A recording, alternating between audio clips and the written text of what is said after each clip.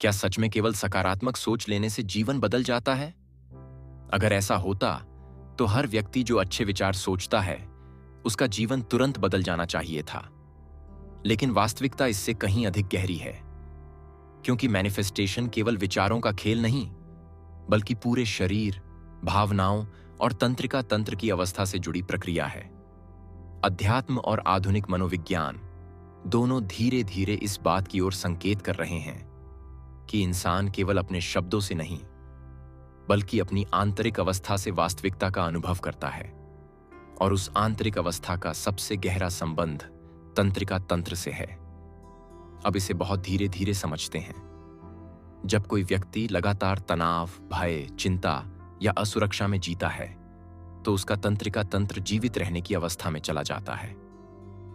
इस अवस्था में शरीर हर समय खतरे को महसूस करता रहता है, चाहे वास्तविक खतरा सामने हो या केवल मन के भीतर।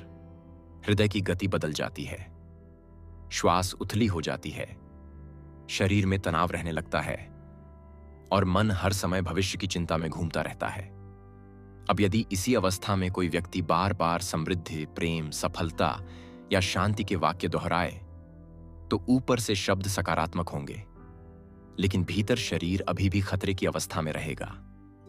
और यही वह जगह है जहां अधिकांश लोग मैनिफेस्टेशन को गलत समझ लेते हैं। वे सोचते हैं कि केवल शब्द दोहराने से वास्तविकता बदल जाएगी, लेकिन अवचेतन मन केवल शब्दों को नहीं पकड़ता, वह शरीर की वास्तविक अवस्था को अधिक गहराई से महसूस करता है। यदि भीतर डर चल रहा है, तो अवचेतन उसी को सत्य मानता रहेगा।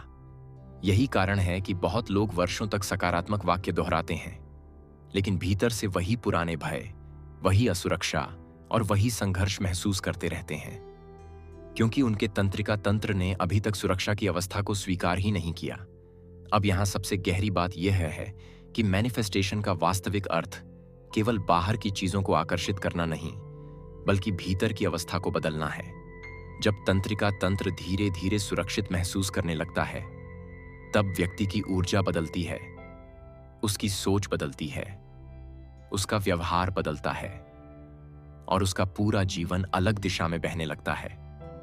अब व्यक्ति हर समय खतरे और असफलता की संभावना नहीं खोजता, बल्कि अवसरों और संभावनाओं को देखना शुरू करता है। यही कारण है कि दो लोग एक ही परिस्थिति में होकर भी बिल्कुल अलग अनुभव करते हैं। एक व्यक्ति छोटी सी समस्या से टूट जाता है, जबकि दूसरा व्यक्ति बड़ी कठिनाइयों में भी शांत बना रहता है। अंतर केवल परिस्थिति का नहीं, बल्कि भीतर की तंत्रिका प्रणाली की अवस्था का होता है। अब इसे और गहराई से समझिए।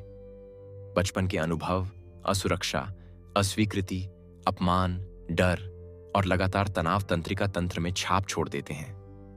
धीरे धीरे शरीर उसी अवस्था का आदी हो जाता है। इसीलिए कई बार व्यक्ति सुख और शांति चाहता हुआ भी भीतर बेचैनी महसूस करता रहता है, क्योंकि उसका शरीर तनाव को सामान्य मान चुका होता है। यही कारण है कि कुछ लोग जब जीवन में सब कुछ ठीक होने लगता है, तब भी भीतर से बेचैन रहते हैं। उनका तंत्रिका तंत्र शांति को पहचान ही नहीं पाता। अब यहां मैनिफेस्टेशन की सबसे गहरी परत शुरू होती है। यदि आप वास्तव में नई वास्तविकता चाहते हैं, तो केवल नए विचार पर्याप्त नहीं हैं। शरीर को भी नई अवस्था सिखानी होगी, क्योंकि शरीर केवल वर्तमान अनुभव पर विश्वास करता है। यदि शरीर हर समय डर में है, तो वह समृद्धि और सुरक्षा के विचारों को स्वीकार नहीं करेगा। इसलिए आध्यात्मिक साधनाओं में श्वास, ध्यान, मौन और साक्षी भाव को इतना महत्व दिया गया है। ये केवल मन को शांत करने के लिए नहीं, बल्कि तंत्रिका तंत्र को सुरक्षा का अनुभव कराने के लिए है। जब व्यक्ति धीरे धीरे गहरी और शांत श्वास लेना शुरू करता है, तो शरीर को संकेत मिलने लगता है कि अब खतरा नहीं है। जब व्यक्ति वर्तमान क्षण में लौटना सीखता है, तो भविष्य का भय धीरे धीरे कम होने लगता है। जब व्यक्ति अपनी भावनाओं को दबाने के बजाय सुरक्षित रूप से महसूस करना सीखता है, तब शरीर में जमा पुराना तनाव बाहर निकलने लगता है। अब धीरे धीरे भीतर एक नई अवस्था जन्म लेने लगती है। व्यक्ति हर समय भागना बंद करता है, हर समय नियंत्रण करने की बेचैनी कम होने लगती है और शरीर पहली बार गहराई से विश्राम महसूस करने लगता है। यही वह अवस्था है जहां मैनिफेस्टेशन वास्तव में शुरू होता है, क्योंकि अब व्यक्ति केवल शब्दों से नहीं, बल्कि पूरे अस्तित्व से नई वास्तविकता को महसूस करने लगता है। अब यदि वह समृद्धि की कल्पना करता है तो भीतर डर नहीं चलता। यदि वह प्रेम की भावना में जाता है तो शरीर बंद नहीं होता। यदि वह सफलता की कल्पना करता है तो भीतर असुरक्षा नहीं उठती। और यही आंतरिक सामंजस्य नई दिशा बनाना शुरू करता है। अब धीरे धीरे निर्णय बदलते हैं, आदतें बदलती हैं, लोगों से जुड़ने का तरीका बदलता है, और वही परिवर्तन बाहर की वास्तविकता में भी दिखाई देने लगता है। यही कारण है कि कुछ लोग अचानक जीवन में बड़े परिवर्तन अनुभव करते हैं। बाहर से देखने पर लगता है कि परिस्थितियां बदल गईं, लेकिन वास्तविक परिवर्तन पहले भीतर हुआ होता है। अब यहां एक और गहरी बात समझिए।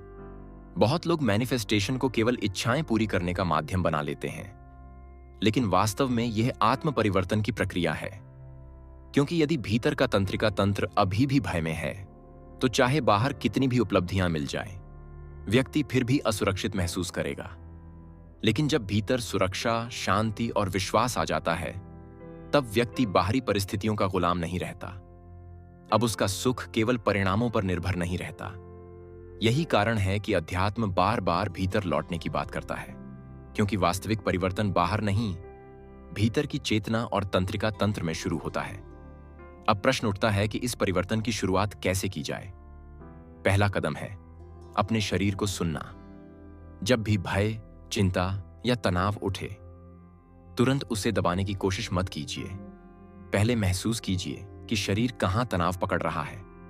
दूसरा, श्वास को धीरे धीरे गहरा करना सीखिए, क्योंकि श्वास सीधे तंत्रिका तंत्र को प्रभावित करती है। तीसरा, अपने भीतर सुरक्षा की भावना विकसित कीजिए। स्वयं से बार बार लड़ना बंद कीजिए।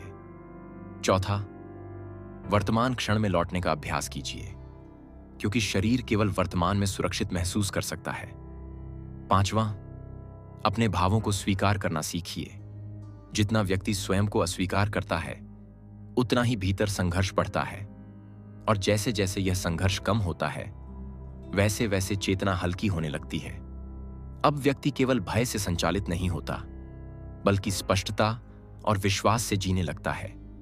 यही अवस्था धीरे धीरे नई वास्तविकता को जन्म देती है, क्योंकि जब भीतर का तंत्रिका तंत्र बदलता है, तब केवल विचार नहीं बदलते, पूरा अनुभव बदलने लगता है। और यही मैनिफेस्टेशन का सबसे गहरा रहस्य है। वास्तविकता केवल मन से नहीं बनती, वह शरीर, चेतना, भावनाओं और भीतर की सुरक्षा की अवस्था से मिलकर बनती है। इसलिए यदि कोई व्यक्ति सच में अपने जीवन को बदलना चाहता है, तो उसे केवल सकारात्मक सोचना नहीं, बल्कि अपने भीतर ऐसी अवस्था बनानी होगी जहां शरीर भी विश्वास करना शुरू कर दे कि अब वह सुरक्षित है। अब जीवन केवल संघर्ष नहीं है। और जैसे ही शरीर यह मानने लगता है, वैसे ही चेतना की दिशा बदलने लगती है, और वहीं से जीवन का वास्तविक परिवर्तन आरंभ होता है।